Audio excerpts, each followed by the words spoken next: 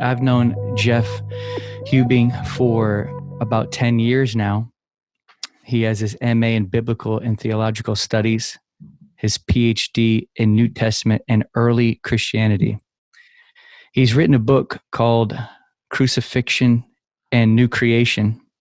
I'll put a link for you to check it out.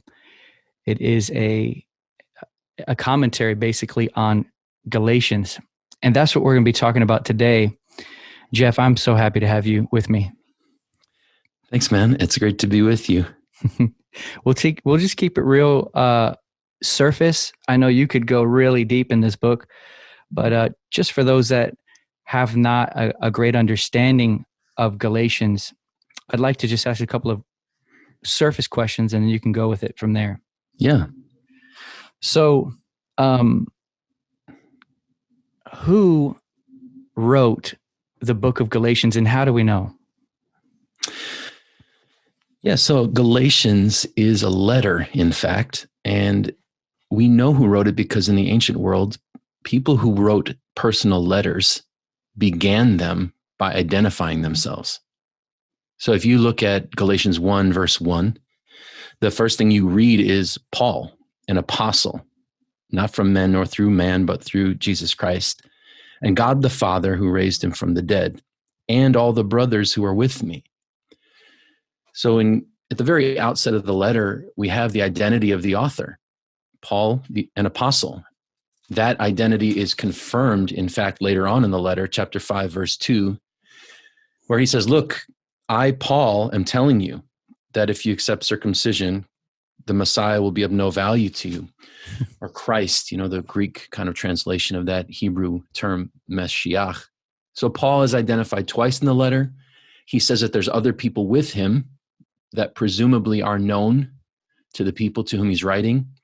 But I would add one more thing, and that's that it was a common practice for Paul to have his letters physically composed by someone else. Now, we would call that something like a scribe, or the technical term for it is amanuensis. And this just means that it's very likely that someone else physically composed the letter on Paul's behalf.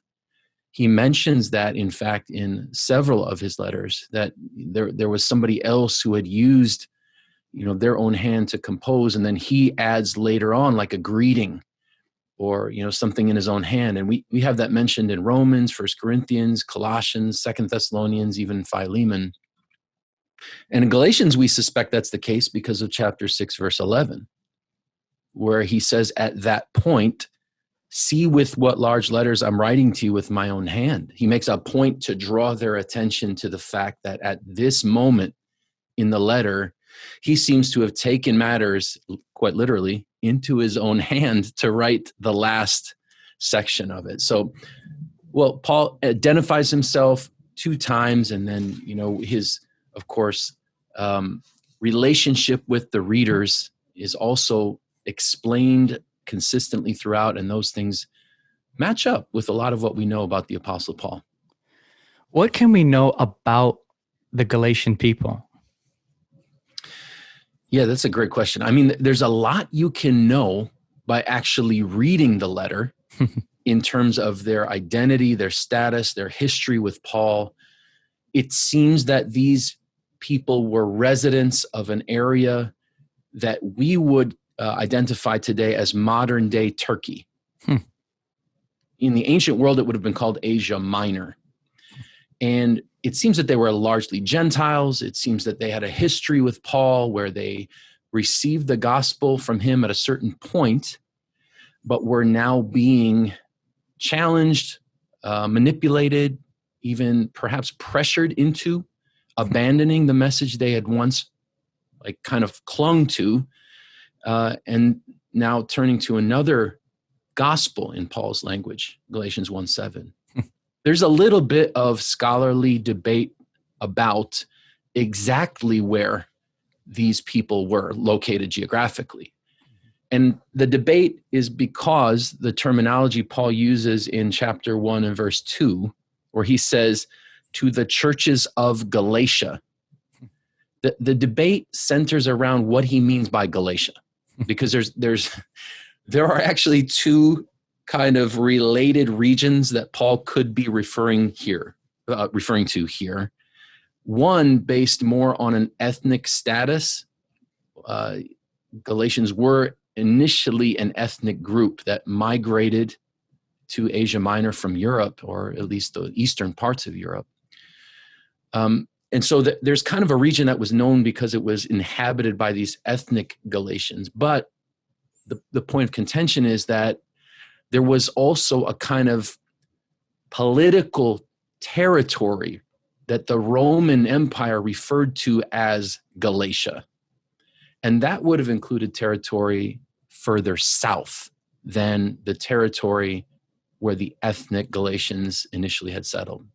So actually, scholars have two theories that they refer to conveniently as the North Galatian theory and the South Galatian theory. There's lots of arguments about that. In fact, long, extensive articles and book chapters have been written about it. So there's a little bit of dispute there in terms of exactly where these people were.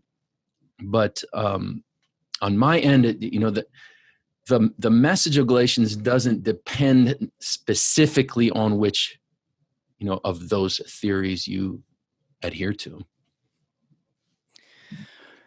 I know you touched on this already, but can you talk a little bit more in depth about why Paul is actually penning this letter out or having it penned out? Yeah, you bet.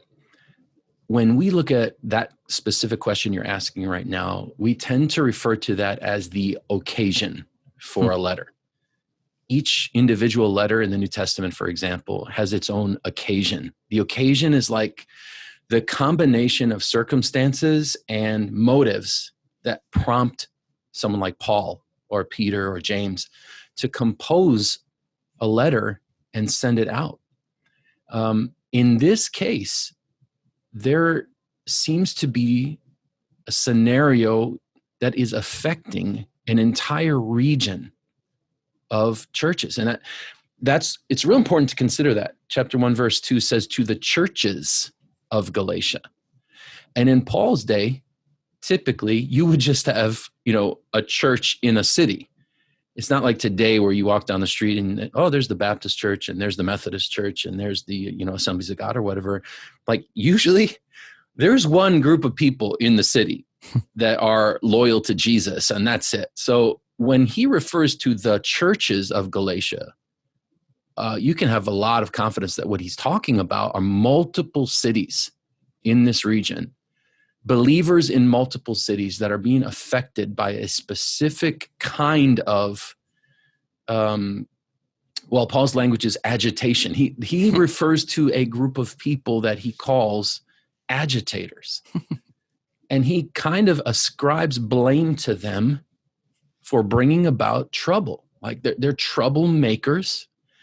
And when you read Galatians, there's a few chapters where he gets into this in particular. Of course, chapter 1, verses 6 through 12 is where he introduces the idea that something's wrong. Chapter 4, verses 12 through 20, he gets into more detail about what happened. He refers to some more information in Galatians 5, verses 2 through 12. And then the nail in the coffin, kind of, to seal his interpretation and his understanding of what's happening, is Galatians 6, 11 through 17. Now, I'm going to just briefly summarize the information that I think you get when you look at those passages. So here's my description of what happened, right? Paul initially went to proclaim the message of Jesus to these people, this region, multiple cities. He shared the gospel with them, even in spite of his own hardship, which came about, in my view, through persecution. But as he's sharing this gospel, the people of these churches were convinced not only by his testimony, but by miracles. Chapter 3 tells us this, the outpouring of the Spirit. So there's a real confirmation of the message. And according to chapter 5, Paul says, you guys were running well. In other words, they received the gospel in spite of opposition, in spite of Paul's own suffering. but they received it by faith. They received the Spirit. They saw miracles, and they were experiencing hardship, but they were doing great. But the more you read chapter 4 and 5, you realize like someone, and more than likely some group of people, started to cause problems for these believers. And their methodology, according to chapter 4, if you look at verse 17, Paul says, they are making much of you, but not for a good reason. Really, they want to lock you out so that you can make much of them. Wow. So Paul's approach is like, guys, they are flattering you. They are blowing, smoke in your direction so that you think they really care about you, but they don't. In fact, they want you to come to them so that they can approve you. So he is introducing a group of people, troublemakers, agitators, that are operating in multiple cities of this region in order to manipulate and to undermine the believers by introducing a false message and by seeking to change their loyalty. Right? The believers initially were loyal to Jesus, and they were loyal to Paul as an apostle who, as Paul says, he's like their parent. He's like a mother who's in birth with them. He's in labor with them again. So they're trying to switch up their loyalty so that they will be loyal to the agitators, the troublemakers, instead of to Paul. Now, there are two then real issues of contention that Paul is dealing with in the letter. And the first one is in fact like a content issue, right? A theological issue. The agitators, we learn, are specifically looking to get these believers circumcised, right? That becomes very clear in chapter 5, verse 2 and on through verse 11 and 12 there. Now, why would they want to do that? Well, clearly they have an agenda to integrate these believers into a kind of Jewish environment. And, there are reasons for that, but that is their objective. And it seems that what they've been trying to do is communicate to these Christians, these followers of Jesus, like, hey, look, it's so great that you guys have an interest in our God. It's amazing. You're interested in Abraham. You love Isaiah, the prophets, and you believe in a Jewish king, Jesus, Yeshua. But listen, if you really want to be one of us, well, then you have to come all the way. You have to get circumcised, and then you have to live according to our law. So this message, it seems that it's being introduced not in a way that contains like physical violence against the believers, but maybe something more subtle than that, where it's like, man, we so admire you Gentiles who have all of a sudden a passion for ethics, a passion for morality, a passion for what we would call, lost the word right now. What is the word for one belief in one God? Monotheism? Okay, so he's saying, man, you have a passion for morality all of a sudden. You have a concern for ethics and right living.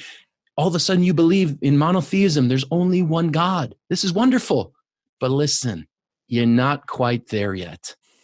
If you really want to be righteous, right? If you really want to be sons and daughters of God, if you really want to be a part of God's household and family, well, then, you got to be circumcised. You got to become one of us.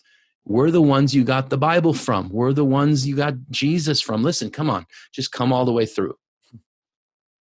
Well, Paul becomes aware of this and he says, no, that is not the gospel I preached to you. Just look at your story, look at your history. Remember, you didn't get the Spirit. You didn't see miracles because you signed on to get circumcised or because you started observing the Torah. You saw that stuff because you believed in a crucified and risen king. Yes. That is the source of your identity. That's the source of your righteousness. That's the source of your membership. So on the one hand, Paul is making a theological claim in Galatians, and he's arguing for an accurate understanding of his message. But I tell you, he's also arguing on a second front. And this has to do with where this false message originated. Mm. In other words, a lot of times when folks read Galatians, they focus on that theological angle. And it's true and it's right, but it's incomplete. In fact, you start to realize it's incomplete when you read the whole first chapter and a half, and it doesn't really have much to do with theology and has everything to do with autobiography.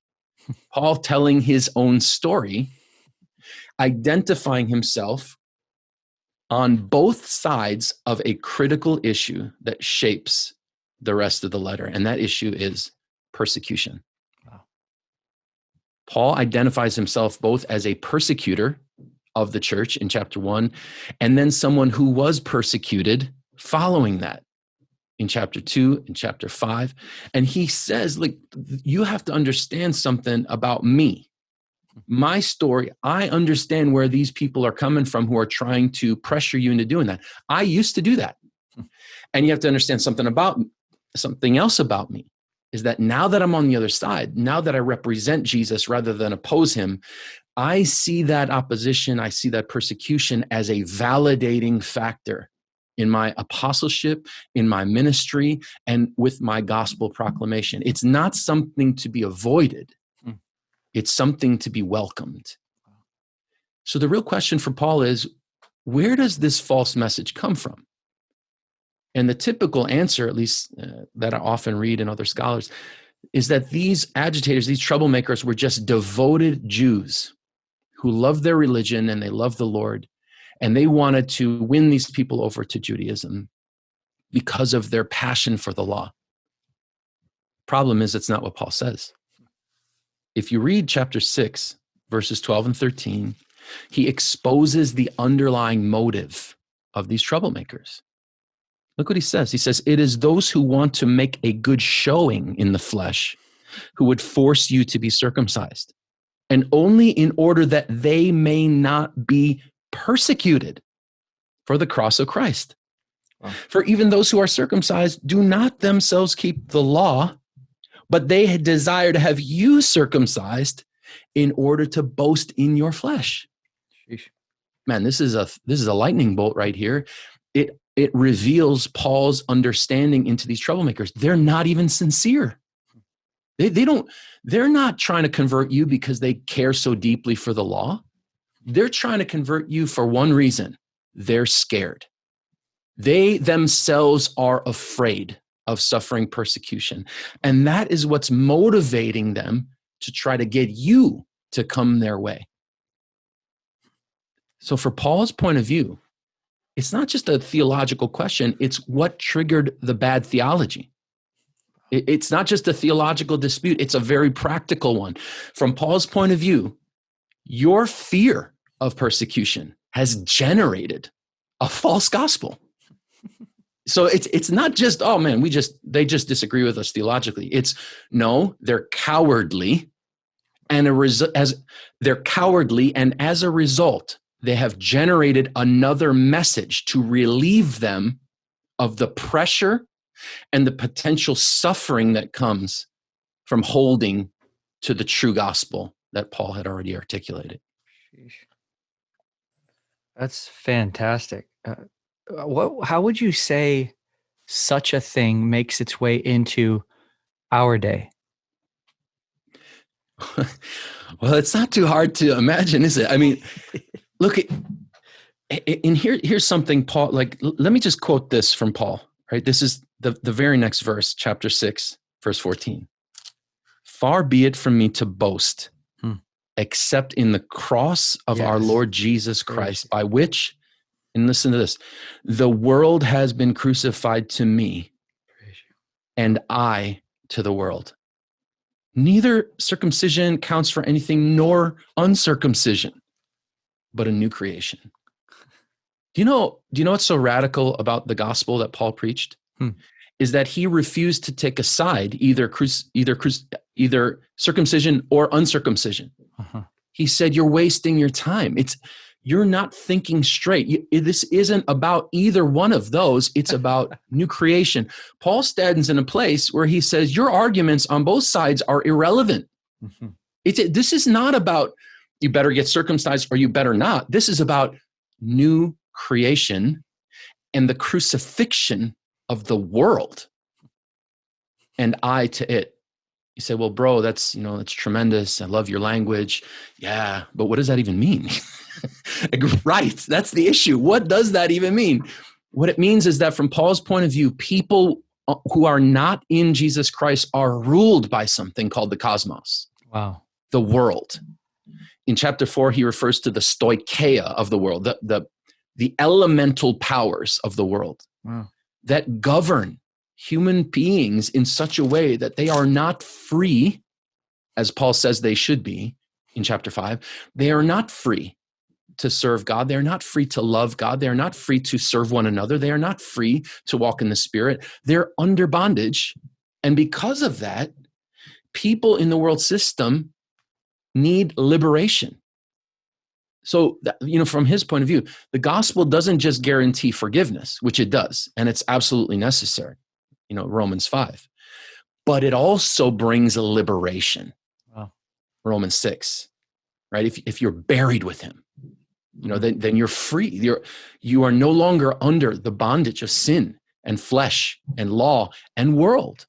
Wow. But here's the real scenario, is that transformation of our heart and our spirit, that can happen in an instant. Like we can confess sin, believe the gospel, be immersed in the Spirit, in water, and enter the kingdom. That can happen in a heartbeat. But the mindset, right? The mindset that we have cultivated for years, some of us decades, that doesn't change overnight. And this is why Paul follows up, for example, in Romans, his explanation of the gospel for 11 chapters, Romans 1 through 11, with the first verse of chapter 12. He says, look, you got to present your bodies, and then you have to renew your minds. Because if you don't, then it's like, man, you've been baptized into a new world. You've entered into new creation, but your mindset, your mentality, the way you think, your values, your priorities, they're still being governed by a world that's been crucified, Paul says. Wow. It's dead. God's put it to death at the cross. It doesn't have power over you anymore. So why would you go back to what that world system taught you and resubmit yourself to it? Right? So this is what Paul says in Galatians 4, verse 9. He says, now that you have come to know God, or rather be known by God, how can you turn back again to the weak and worthless elementary principles of the world, whose slaves you want to become again? It's there's a word for this. I think it's called, I won't mess it up, but there's a sociological reality where if you've been a prisoner and then you get set free, you actually, in a way, yearn for your imprisonment again. Whoa. Because you don't know, you're scared of being free from that because it's all you've known. Wow. It's all you've ever experienced. And Paul's kind of saying this to the Galatians. What are you guys doing? You've been liberated from this cosmos. Now, why do you want to crawl back under it? It's for freedom. You've been liberated. Don't jump back under there. Mm-hmm. So when you ask me, man, how is it possible in our generation, how is it possible in our generation to see this? Listen, you and me and believers who have come to the Lord, especially after living years in sin or in rebellion or in devotion to other gods or religions, we all have a grid. We all have a way that we process reality. And if we don't renew the mind so that we can be transformed, we're going to keep interpreting stuff through the lens that we've built for all those years. So it's not hard to think of someone operating out of fear, like a fear of loss of property or status, a fear of loss of esteem in other people's eyes. And because of that fear of loss, they might introduce a compromise into their own way of thinking, into their own way of living. They might introduce a false understanding of the truth, not because they've been convinced by it using logic or even theological arguments, but because, man, fear is crippling, isn't it? Fear is crippling. And if people aren't free, and if they're operating out of mentality that says, man, I have to avoid pain. I have to avoid suffering. I have to avoid hardship. I have to avoid opponents or opposition. Then let me just massage this message a little bit so that it can be more acceptable to people who, as a result of that, I won't have to go through that anymore. Now, obviously, there are extreme examples of this, right? Like in our generation, there are people suffering under persecution. They're losing their lives. And they have a regular challenge and a cross to bear that has to do with, all right, you're in a prison in China, you're in a prison in North Korea, you're arrested in northern India for preaching the gospel. What are you going to do? Are you going to take the beating? Are you going to take the unjust imprisonment? Are you going to lay down your life? I mean, these are real things. They're happening now. And so there's always the temptation that's present for the body of Christ in different ways. Now, in America, we're not in that kind of a place, but we've got other temptations. The temptations to identify ourselves in terms of our prosperity, the temptations to identify ourselves in terms of a political agenda, the temptation to identify ourselves in terms of an ethnic status or something like that. Like there's always, because the world system, even though those of us who are in Jesus, we're free, it still exists. It's still around. It's still governing unbelievers. It's still affecting the minds of those who aren't in the kingdom. So there's always the opportunity to abandon these core gospel values and substitute some other ones that unfortunately introduce a compromise, a distortion, a perversion, as Paul says. So, in a way, we always have to be alert to this. And we always have to be coming to the cross again and afresh to renew our vision of Jesus. And I think that's why Paul says that in Galatians 3:1. He says, don't you remember? Like it was before your eyes that Jesus, the Messiah, the King, was publicly portrayed as crucified. Like, I didn't come telling you anything else, but that the King suffered for you. Wow. And you saw in my body, I suffered for you. So why would you think you're exempt now? So I do think it's very important that we keep coming back to the place of the cross, because it reveals not only the love and the heart of God, but the tenacity of God, his absolute devotion to his purpose, which is then matched by the apostolic example of Paul and others. And then we're invited into it as believers. And not every one of us is going to face, the loss of our life, the cutting off of our head or whatever. But I think we can all expect to face opposition of one form or another. And in that sense, man, Galatians should speak to all of us. It should inspire us. It should fill us with courage and faith. And it should remind us, man, we're not the first ones to do this. We can walk in the footsteps of the Lord himself, as well as others who've gone before. So the answer to this next question is probably already inside things you've already said. But what, for you personally, is your favorite thing about this book, or a portion of this actual book? Man. Personally. Yeah, no, that's a rough question. I mean, as you mentioned, I did write a book about it. And one of the reasons is because of the integration for me of cross and spirit. Wow. I come from a background that is charismatic, it's Pentecostal, and I'm absolutely on board with the power of the Spirit and the manifestation of the Spirit for healing, for deliverance, for life, for everything. And yet what I noticed in some of the churches that I was connected to was that there was kind of a denial of the other side of living the Christian life, which meant, hardships, suffering, opposition, rejection, tribulation, of various types. And there was this tendency to say, oh no, brother, that's, Jesus suffered for us so that we don't have to suffer at all. And, I said, well, that sounds great. And I wish you were right.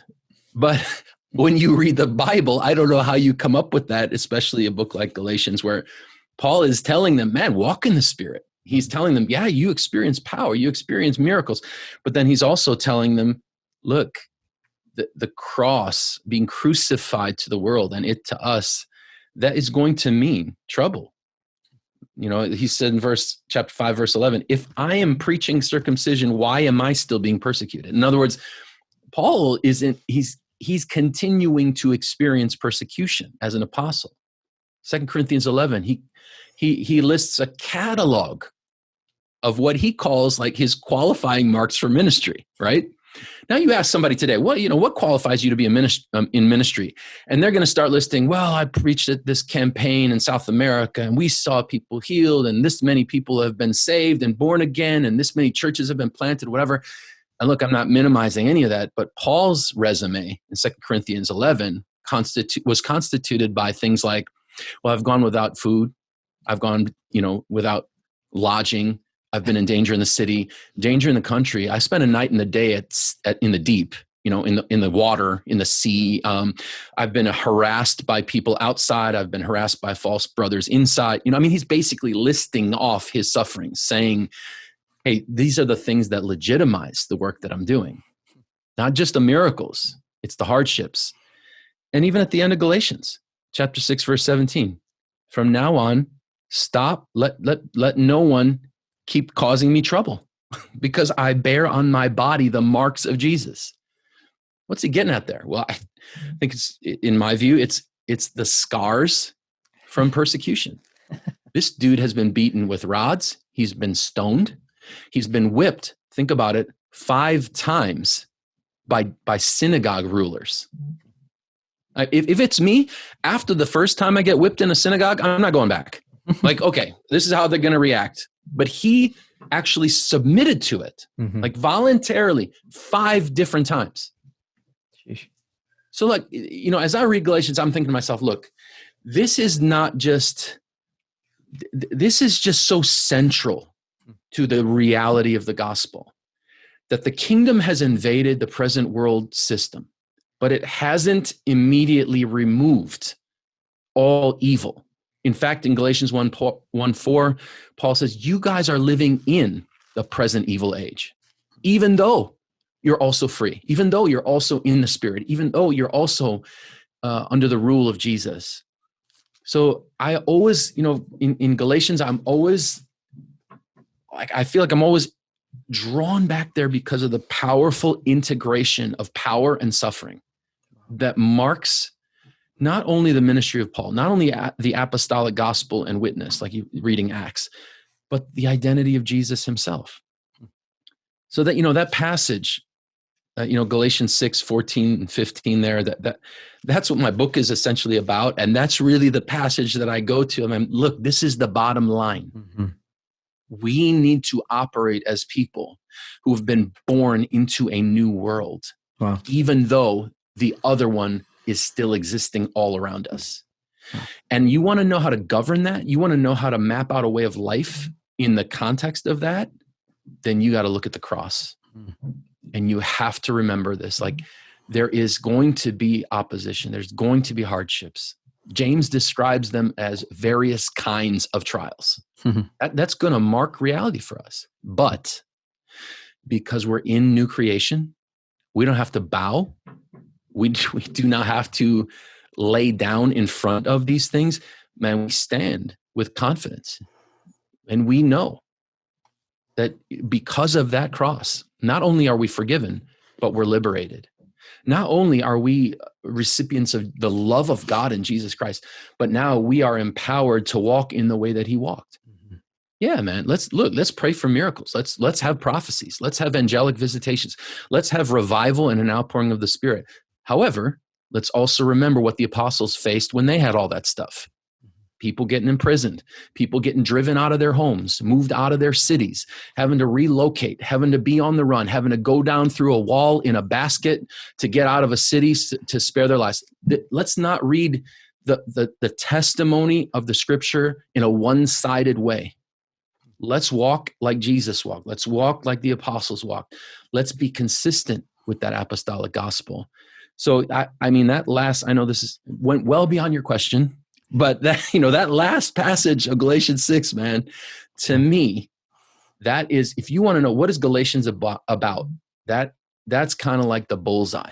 And of course, everything else feeds into that, whether it's Paul's own autobiography, chapters 1 and 2, whether it's his statement and theological explanation of being made right with God by faith, and how that fulfills God's promises to Abraham in chapter 3 and the beginning of 4, whether that speaks to his history with the Galatians and what to do about the troublemakers at the end of chapter 4, or even the practical exhortation. Now, how do we live in chapter 5 and the beginning of 6?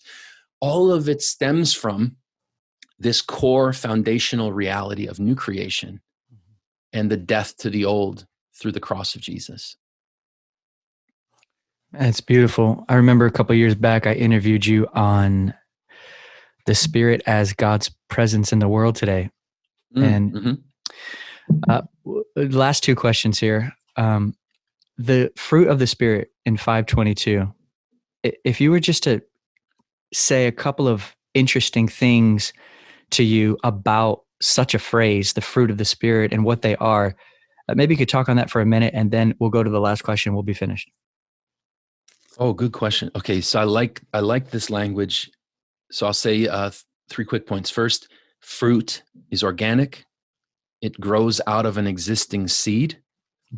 It has to come from that seed itself. And in my view, it's like saying the seed in us is the Spirit of God. And when the Spirit of God is implanted within people, the Spirit will generate these things, period.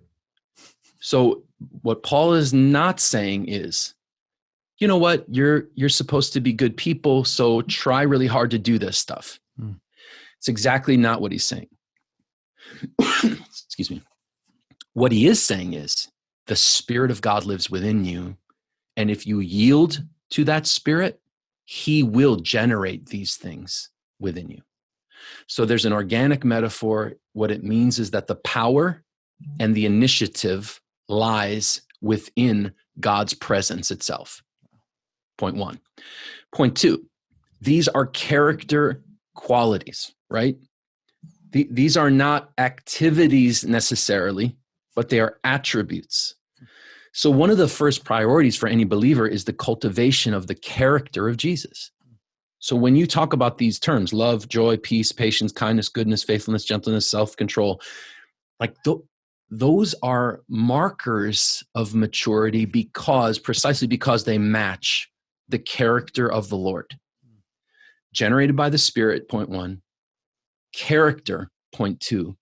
And then the third point I want to make is that the way to determine whether or not the character has been formed is in the context of community. Right? The context of Galatians 5, the way that it is introduced in verse 15. If you bite and devour one another, watch out that you are not consumed by one another. Clearly, it's a community issue. And even at the end, verse 26, let's not become conceited, provoking one another and envying one another. Character is not an issue that is manifest in isolation, right? Character is an issue that's manifest in the context of human relationships, where it is manifestly more difficult. I mean, it's like, it's a lot easier for me to love someone from a distance than it is to love someone up close, where we're rubbing elbows and bumping shoulders, and like something they say kind of sets me off, or something they do makes me think a certain way. Like, man, the reality is these qualities have to be put on display in the context of the body of Jesus, the family of God. And I mean, it's even biblical. So for instance, God doesn't just say, I love you, and then do nothing about it. You know, what does Paul say in Romans 5? This is, before we were, while we were still sinners, he loved us. He gave himself for us. Like, the evidence of love is in the demonstration.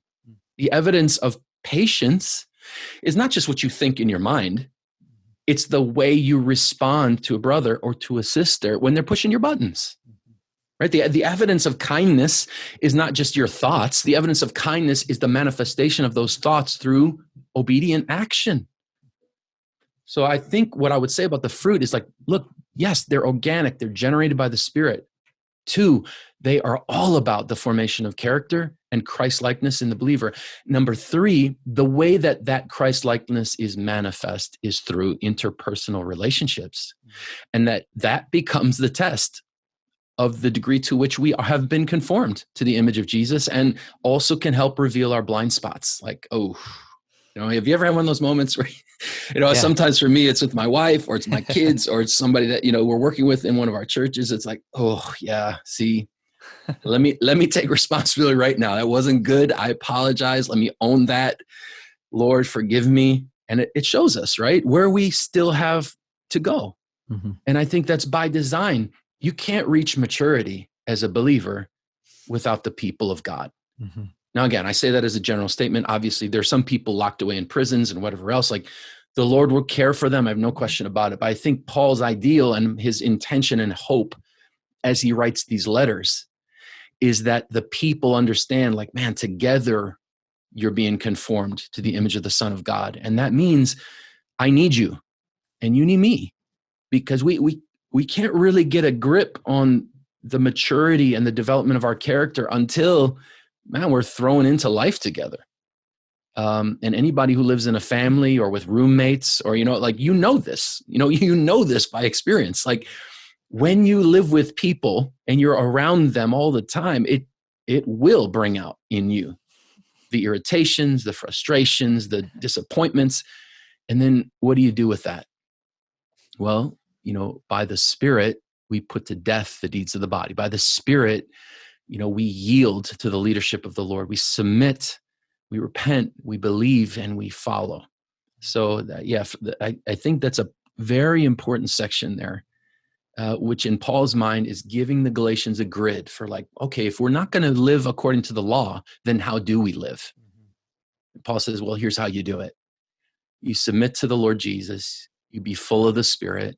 You walk in step, generating the character of Jesus, and then you mature together, manifesting those fruit in such a way that it brings maturity, fulfillment to the commands of the Lord, and then, the completion of the mission of Jesus. Again, I realize that in this next question, you've already pretty much answered it, but maybe you could just cap it all off. This is the last question. There are people listening to this right now. Maybe somebody's driving down the road at work. Maybe somebody's digging a ditch right now. Maybe there's a mom washing dishes as she listens right now. Using the book of Galatians, what would you want to speak to them? Yeah, and I think here is where I will go back to maybe the most well-known passage of Galatians, right? Chapter 2, verses 20 and 21.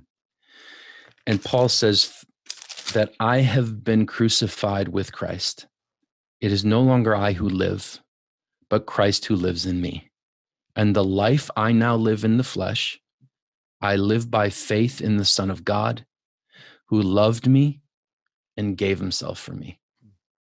No matter where you are right now, no matter what you're doing, these things are true for you, just as they were for the Apostle Paul almost 2,000 years ago. He's not loved more than you. And his purpose, right, in life is not different in one sense than yours. Every single son or daughter of God is loved, valued, and commissioned. You may not always think that. You might look at your circumstances and wonder, what is the point of this? Listen, there's a point to everything in the kingdom. And this is why Paul encourages people throughout his letters to just trust Jesus, to follow him, to obey the Lord by faith, to walk in the Spirit, because you never know. Eric, I remember you telling me stories about in your life, working on a construction site, going into a porta potty just to pray and seek heaven. Listen, those things are real. Those things matter. And even when no one sees you, or no one knows your name, or no one has any idea that you exist, God knows, and that's enough. And for Paul, it all begins there. He loved me. He gave himself for me. And as a result, I know right now that he is living in me and wants to live through me, so that every element of your day can be full of value when it comes to the Lord. And I know that can be difficult to swallow. I remember talking to my wife, we have 4 kids. And at one point in time, we had 3 kids, 5 years old and under, diapers all over the place. And just, it was a very crushing experience for her walking through that. But God showed her eventually, like, this mattered to me. It was important to me, the way you loved your children, the way you bore with those hardships and those sufferings. They all count in the kingdom. And you got to realize right now, wherever you are, you're there on assignment. The Lord is seeking not only to commune with you, to cultivate an intimate relationship with you, but to demonstrate his own love, presence, and power through your life. Think about what Paul says. Christ lives in me. That is absolutely true. Whether you're preaching on a platform in front of thousands or whether you're washing dishes in front of nobody, Christ lives in you. Yeah. So everything you do can be offered to him as worship and out of a heart of love and obedience. Eric, you and I both have read a book, by a man named Brother Lawrence, right? And this man was a devoted believer hundreds of years ago who had some of his most profound experiences with Jesus peeling potatoes in a kitchen. He peeling potatoes in the presence of God and suddenly have to lie down face down on the floor and just worship, because he was aware God's with him. And we need to be aware God's with us. And you might feel like you've been called into something you can't handle. Listen, I want to encourage you today. It's not true. Wherever Jesus calls you, he sustains you. He empowers you to walk with him. So direct your gaze today. Just face him. A good dear friend of ours, Bob Gladstone, would always say, use every trial, every hardship, every opportunity just as an opportunity to face the Lord, to just look at him and wait on him and listen to the voice of the Spirit in your life. None of the concerns we face in our lives are unknown to Jesus. He's absolutely aware, and he's absolutely interested in seeing you and me glorify his name, whether in the dark, whether in secret, whether in front of men and women, or any combination of those things. Nothing is irrelevant to the way the kingdom wants to work in and through your lives. So I would leave you with that word of encouragement. Christ lives in you. Now do what you can to let him live. Do what you can to cooperate with his life and to express it in the context of your world. Man, thank you so much for coming on. So rich in every way, theologically, spiritually. Again, let me say to you guys who are listening, Crucifixion and New Creation is the name of Jeff's book. You can get it on Amazon, and I encourage you to pick it up. Thanks again, man, for coming on. Eric, it's a joy. And as always, so grateful for our friendship. We go back some years, and, I just want to honor you and the work you're doing for the kingdom and the way that you're encouraging folks to love Jesus and to do it well. And the book is pretty academic. This is not like a devotional one. So if you're looking for something more kind of devotional, I don't want you to waste your $40 or whatever it is. But hey, if you're the kind of person that loves to get into, biblical studies, theology, you like footnotes and all that, then okay, you probably enjoy it. But I don't want to mislead your listeners today. It's kind of thick. It's absolutely a little bit more on the academic side. So, but man, grateful to be here. And as always, however can help, happy to do that. And God bless you, Brooke, the girls, and everybody in your orbit right now.